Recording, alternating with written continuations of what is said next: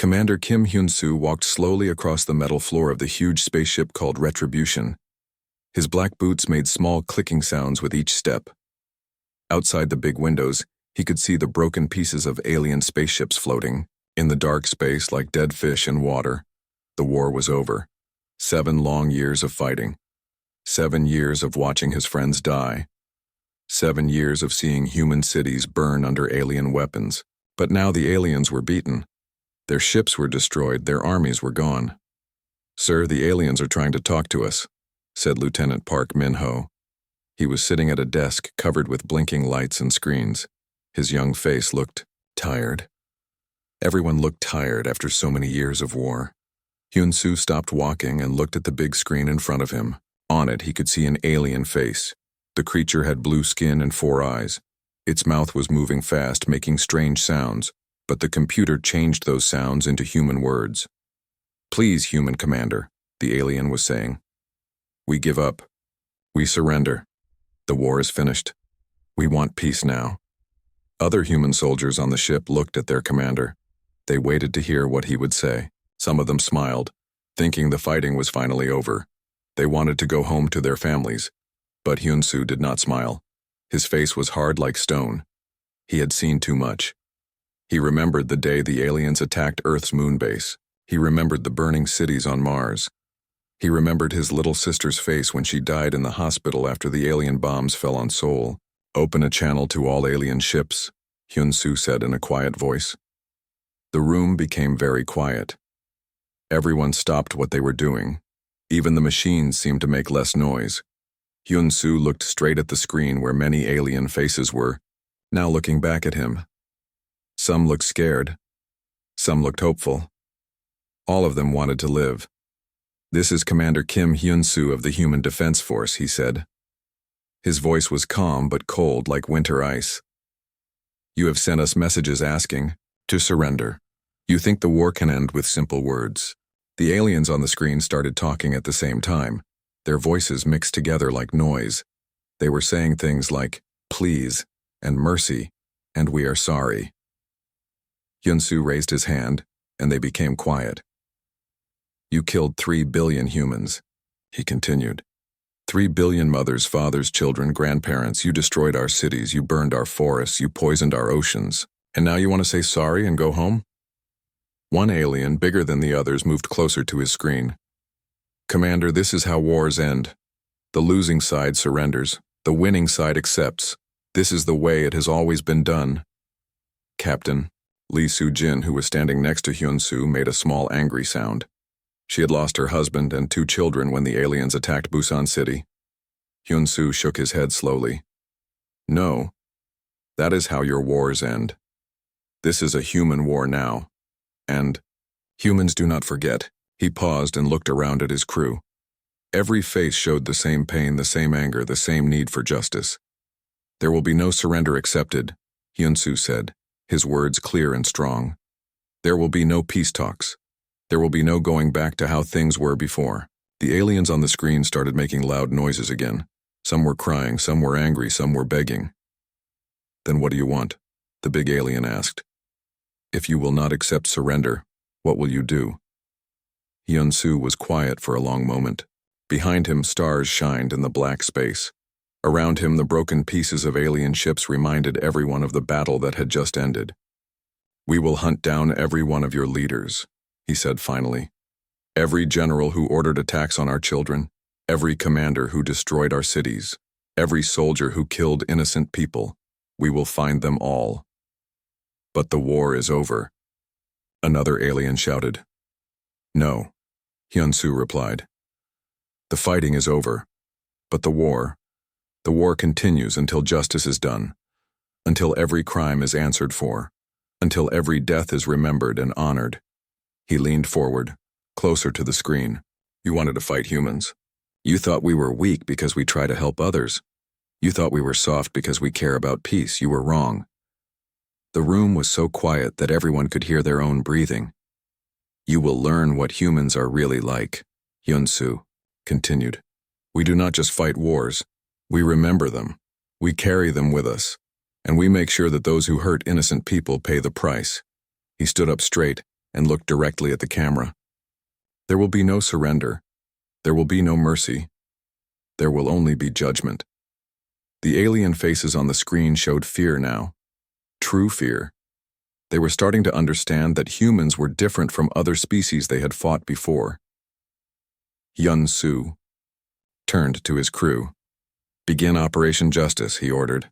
"Send word to all human fleets the hunt begins now." As the screen went dark, ending the call with the aliens, Captain Lee walked over to stand beside him.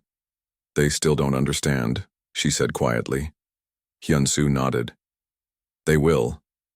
Dr. Choi Dong-woo carried a small computer tablet as he walked through the long hallway of the captured alien ship. The walls were made of strange purple metal that felt cold to touch. Human soldiers stood guard at every door, their weapons ready. 3 weeks had passed since Commander Kim's message to the alien fleet. Now the real work was beginning. The humans had caught many alien commanders and brought them to these ships that were now floating courtrooms in space. Dongwoo stopped at a heavy door marked with human numbers. Inside, he knew, waited one of the alien war leaders. His job was to talk to these creatures and help them understand what was happening to them. The door opened with a soft sound. Inside the room, an alien sat behind a metal table. His name was Krelthos, and he had been a commander in the alien navy.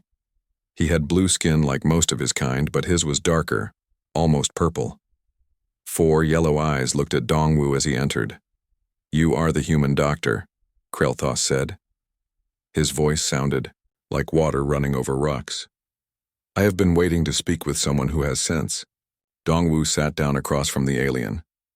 He put his tablet on the table and touched the screen.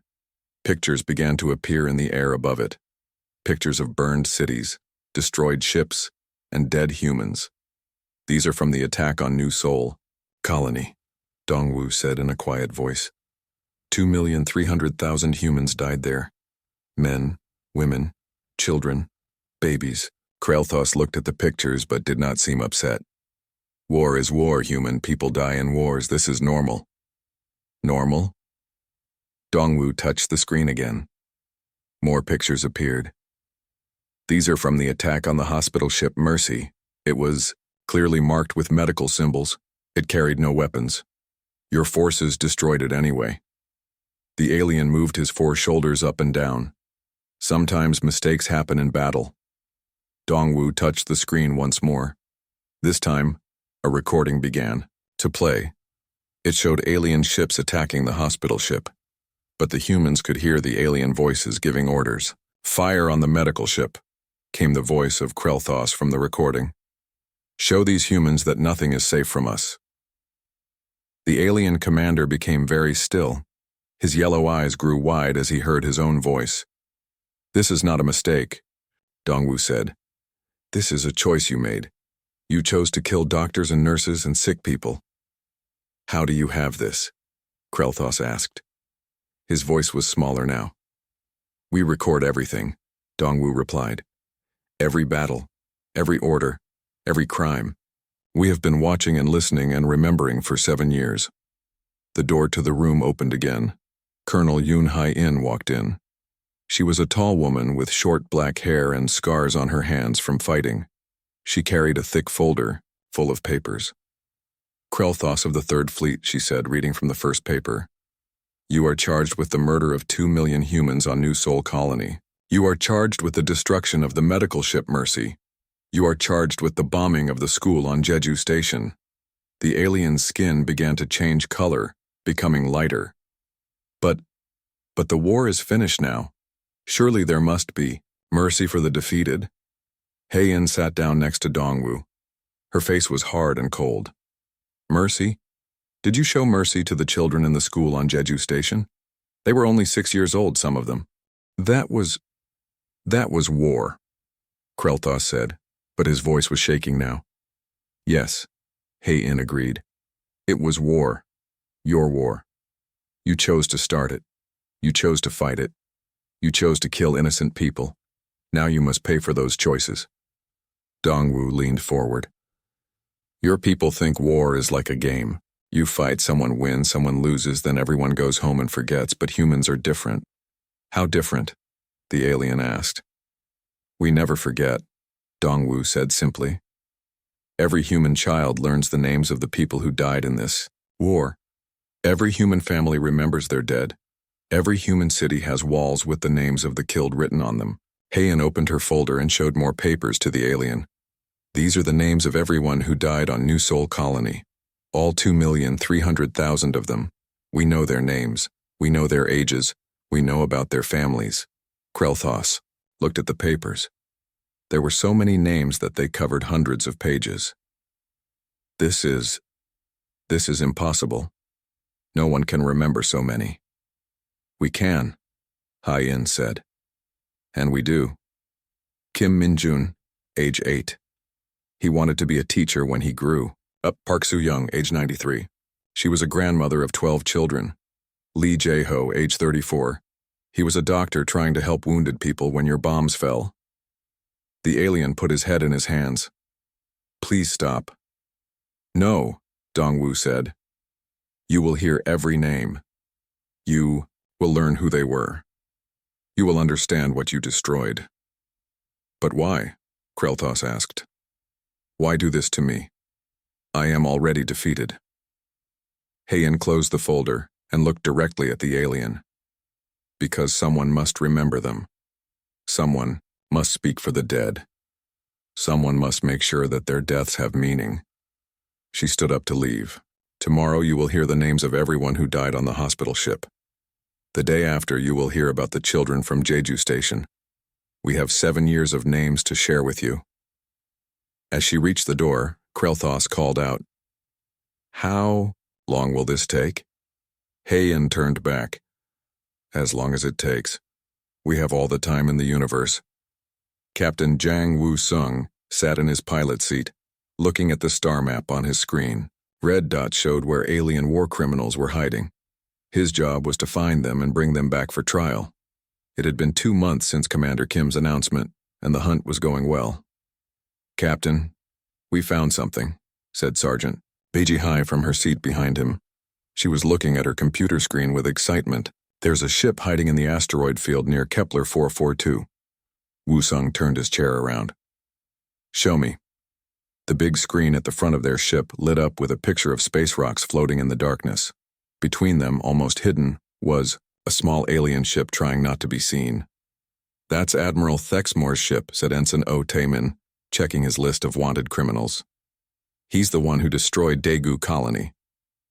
Woo-sung remembered Daegu Colony. It was a peaceful place where families lived and children played. 180,000 people lived there. Then Admiral Thexmore came with his ships and killed them all in one day. How many people are on his ship? Woo-sung asked. Only about 20, Ji-hai replied. His big war fleet is gone. This is just him and a few loyal soldiers. Good. Remember, we need him alive. The families of Daegu Colony want to see him face justice. Their ship moved quietly through the asteroid field. The space rocks were big and dangerous, but Woo-sung was a good pilot. He had been hunting alien criminals for 2 months and knew how to move without being seen. Captain, Taemin said suddenly. The alien ship is moving. I think they saw us. On the screen, they could see Thexmore's ship flying fast between the asteroids, trying to escape. Follow him, Woo-sung ordered. But don't let him reach open space. The chase began. Both ships flew between the floating rocks, turning and spinning to avoid hitting them. Thexmore was running toward the edge of the asteroid field, where other spaceships might help him escape. He's trying to call for help, Taemin said, listening to the alien radio signals. He's asking the Centauri Federation for protection. Woo-sung smiled coldly. Many alien criminals had tried this trick. They would fly to neutral space and ask other aliens to protect them from human justice. Patch me through to his ship, Woo-sung ordered. The screen changed to show Admiral Thexmore's face. He looked like most of his kind. Blue skin, 4 eyes, and a mouth full of sharp teeth. But now his skin was pale with fear and his eyes were moving around nervously. Human ship, you cannot follow me here, Thexmore said. I am entering neutral space. Your laws do not work here. The Centauri Federation will protect me. Woo-sung looked at the alien with calm eyes. Admiral Thexmore, you are responsible for The deaths of 180,000 humans on Daegu Colony. You ordered your ships to bomb schools, hospitals, and homes. That was war, the alien shouted. I was following orders from my government. Yes, it was war, Woo-sung agreed. A war you chose to fight in a cruel way. You could have attacked our military bases. You could have fought our soldiers. Instead, you chose to kill families. Thexmore's ship reached the edge of the asteroid field. Around them, empty space stretched in all directions. In the distance, other ships were coming. Ships from the Centauri Federation that might try to help the criminal escape. You see? Thexmore said, pointing at the approaching ships. They will protect me. I claim asylum under galactic law. Woo-sung shook his head. There is no asylum for war criminals. There is no neutral space for those who kill children. There is no protection for those who murder innocent people. But the Galactic Treaties, Thexmore began. The Galactic Treaties did not protect the children of Daegu Colony. Woo-sung interrupted. The Galactic Treaties did not save the old people in the nursing homes. The Galactic Treaties did not help the babies in the hospital. Woo-sung gave orders to his crew. Disable their engines, but don't destroy the ship. We need the passengers alive. Ji-hai worked at her weapons control. Firing now, Captain. Blue light shot from their ship and hit Thexmore's engines. The alien ship stopped moving and began to drift in space like a broken toy. The Centauri Federation ships were getting closer, but they were still too far away to help. Human captain, please, Thexmore begged through the radio. I have a family too. I have children who need their father. Woo-sung was quiet for a moment. Then he spoke in a soft but firm voice. So did the people of Daegu Colony. They had families. They had children. They had fathers and mothers and grandparents. You took all of that away from them. I was just following orders, the alien said again. And now you will face the consequences of those orders, Woo-sung replied. Prepare to be boarded. Human soldiers in spacesuits jumped from their ship to Thexmore's ship. Within minutes, they had captured all the aliens inside. As they brought the prisoners back, Taemin said, Captain, the Centauri ships are demanding that we release the prisoners. Woo-sung looked at the alien ships on his screen. Tell them that Admiral Thexmore is no longer their concern. He belongs to human justice now. What if they try to stop us? Ji-hai asked. Then they will learn what the Velthari learned, Woo-sung said. That when humans decide someone must face justice, nothing in the galaxy will stop us. As their ship turned toward home with its prisoners, Woo-sung thought about the families on Daegu Colony. Soon they would see the man who killed their loved ones stand trial. Another debt would be paid. The huge courtroom was built inside a giant space station called Justice. It was so big that it could hold thousands of people from different planets. Today, aliens from all over the galaxy had come to watch something that had never happened before. Supreme Commander Nam Ki-hoon walked into the room wearing his best uniform. Behind him came other human officers, all looking serious and ready. In the center of the room sat Arch-Dominator Velkreth, the highest leader of the alien empire that had fought against humans. Velkreth was bigger than other aliens of his kind. His blue skin was darker and covered with scars from many battles. His 4 eyes looked around the room nervously as he saw creatures from planets he had conquered long ago. We are here today for the final judgment, Nam announced. His voice was strong and clear, reaching every corner of the big room. But first, let the galaxy understand the full truth about these crimes. Prosecutor Han So-young stood up. She was a small woman, but when she spoke, everyone listened. For 300 years, the Velthari Empire has hurt other species. They did not just fight humans.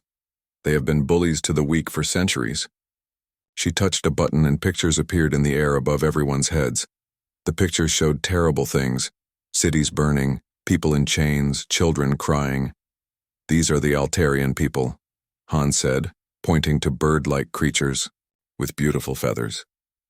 The Velthari made them slaves for 200 years. They forced them to work in dangerous mines until they died. An Altarian delegate stood up from his seat. He was old and his feathers were gray. When he spoke, his voice was full of sadness. My grandfather was born a slave, he said. His grandfather was born a slave. For 10 generations, my family served. The Velthari. We were not allowed to learn to read. We were not allowed to have our own homes. We were treated like animals. Velkreth moved uncomfortably in his chair. That was long ago. Those were different times. Different times, Han asked. She showed new pictures. These are from 20 years ago. Velthari ships attacking Proxima colonies. A green-skinned, alien woman stood up. I am Ambassador Kira from Proxima 3. The Velthari stripped our planet of all its minerals. They poisoned our water. They killed our forests. My world is now dead because of them. More aliens began to stand up. Each one told a story of suffering caused by the Velthari Empire. There were the Kepler people who had been used for medical experiments. There were the Vega colonists who had been forced to give all their food to Velthari soldiers. There were the Tau Ceti miners who had been worked to death in space factories. This cannot be, Velkreth shouted, his 4 eyes wide with shock. You cannot judge us for things that happened before the humans even learned to fly between stars. Judge Advocate General Lim Young-soo stood up slowly. He was an older man with gray hair and kind eyes, but his voice was firm. We judge you because someone must. For 3 centuries, these species were too weak or too scattered to demand justice, but now they are not alone. The humans have given us a voice, said the Altarian delegate. They have given us strength. They have given us hope for justice. Nam walked to the center of the room. The Velthari Empire thought they could hurt whoever they wanted because no one was strong enough to stop them. They were wrong. Han activated more displays. These showed numbers and dates and names. We have counted every crime, every slave taken, every world destroyed, every family broken. The total number of beings killed or enslaved by the Velthari Empire is over 40 billion. The room became very quiet. Even the sounds of breathing seemed loud. 40 billion, Young-soo repeated. That is more than the entire human population. That is more than some species that exist in our galaxy. Velkreth looked around the room, at all the faces staring at him. But we are defeated now. Our empire is broken. Our armies are gone. What more do you want? We want justice for 40 billion beings, Nam replied. We want to make sure this never happens again. We want to prove that strength should protect the weak, not hurt them. An alien from the back of the room called out, What will happen to them? Young-soo opened a large book. Arch-Dominator Velkreth, you are found guilty of crimes against 47 different species. You are guilty of slavery, murder, destruction of worlds, and cruelty beyond measure. Will you kill us all? Velkreth asked quietly. No, Nam said. Death is too easy. Death lets you escape from what you have done. You will live, but you will spend every day of your life making up for your crimes. Han explained the sentence. The Velthari Empire is now ended. Your people will be split into small groups and sent to help rebuild the worlds you destroyed. You will work to heal the damage you caused. You will serve the species you enslaved. For how long? Another Velthari. Prisoner asked. Until every world is healed, Young-soo replied. Until every species you hurt says they forgive you. Until you prove that you have learned to be better. The Altarian delegate smiled for the first time. My great-grandchildren will grow up, free because of human justice. As the trial ended, aliens from across the galaxy looked at the humans with new respect. These strange creatures from a small blue planet had done something no one else could do. They had made the powerful answer for their crimes against the powerless. Nam gave the final words. Let this be a lesson to all who would hurt the innocent. Justice may be slow, but it will come. And when it comes, there will be no escape. Ambassador Kwon Yoon-ji walked into the biggest meeting room in the galaxy. The Hall of Accountability was so large that it could hold representatives from every known species. Today, 5 years after the Great Trial, she was here to tell everyone how the new system was working. The room was full of different kinds of aliens. Some looked like birds, some like fish, some like insects. All of them had come to hear about the changes that humans had made to how justice worked in space. Quan wore a simple blue dress and carried only a small notebook. She did not need weapons or guards. Everyone in the galaxy now knew that humans kept their promises, both good and bad ones. 5 years ago, we ended the Velthari Empire, she began. Her voice was calm and clear. Today, I want to tell you what has happened since then. She touched a button and pictures appeared in the air. The first picture showed Velthari aliens working in farms and factories, but they were not slaves. They were learning new jobs and helping to fix the worlds they had once destroyed. The former Velthari territories are now under Reformation supervision, Quan explained. This means humans watch over them to make sure they do not hurt anyone, again. But we do not treat them as slaves. We teach them how to be better. A delegate from the Centauri Federation raised his hand. He was a tall alien with green skin and tentacles instead of arms. Ambassador Quan, what if they refuse to learn? What if they try to fight again? Quan smiled, but her eyes stayed serious. Then they joined the 847 War, criminals who are currently in our rehabilitation centers. The choice is always theirs. She showed another picture. This one showed a school where young Velthari children were learning alongside children from other species. Education is the most important part of our program. We teach them about all the species in the galaxy. We teach them that differences make us stronger, not weaker. An old alien from the Vega system stood up. His people had been hurt badly by the Velthari. But how do we know they really change? How do we know this is not just pretending? Because we watch everything, came a new voice from the back of the room. Director Shin Jae-wook walked forward. He was the head of the Accountability Commission, the group that made sure the new system worked properly. Every Velthari community has human observers, Shin explained. We record their progress. We measure how well they treat other species. We count how many crimes happen in their areas. The numbers show that they are truly changing. He showed more pictures. These showed Velthari doctors working in hospitals, Velthari teachers helping alien children learn to read, and Velthari engineers building new homes for refugees. Many of them now work harder to help others than they once worked to hurt them, Shin said. They have learned that being kind feels better than being cruel. A small alien with big eyes asked, "What about the other species? Are they safe now?" Quan nodded. The Altarian people are completely free, for the first time in 2 centuries. Their population has grown by 30%. Their culture is coming back to life. They are even teaching their old songs to their children again. The Altarian delegate in the room made a happy sound. His feathers turned bright colors when he was pleased. The Proxima worlds are being cleaned and healed, Quan continued. Velthari scientists work every day to remove the poison from the water and soil. In 10 more years, families will be able to live there again. And what about species that might try to do what the Velthari did? Asked a delegate from the Tau Ceti system. Director Shin stepped forward again. That is why we created the Galactic Justice Network. Now, when any species attacks innocent people, we will know about it quickly, and we will respond quickly. He showed a map of the galaxy with thousands of small lights on it. These are monitoring stations. They watch for signs of aggression, slavery, or cruelty. If any species starts hurting others, the whole galaxy will know within hours. But who gave humans the right to be the police of the galaxy? Asked a grumpy-looking alien with scales. Quan looked directly at him. We gave ourselves that right when we became strong enough to protect the weak. Power without responsibility is what the Velthari had. Power with responsibility is what we choose to have. She walked closer to the center of the room. We did not want this job. We wanted to explore space, to learn about new worlds, to make friends with other species.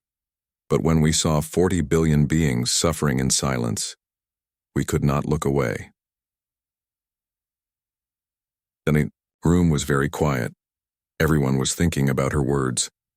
Some of you are afraid of human power, Quan said. That is understandable. Power can be dangerous, but look at what we have done with it. Look at the slaves who are now free. Look at the dead worlds that are coming back to life. Look at the children who now grow up without fear. An alien delegate from a small, peaceful world stood up. Ambassador, my people want to thank humans. Before your justice system, we lived in fear that someone stronger might attack us. Now we know that if anyone hurts us, you will make them answer for it." Quan smiled. "That is exactly why we do this work." As the meeting ended, Quan gave her final message to all the species in the galaxy. Justice is not about revenge. Justice is about making sure that good people can live safe, happy lives. We will carry this responsibility for as long as we need to. We will never let evil go unpunished, no matter how long it takes. The representatives left the hall knowing that the galaxy was a safer place because humans refused to let the strong hurt the weak.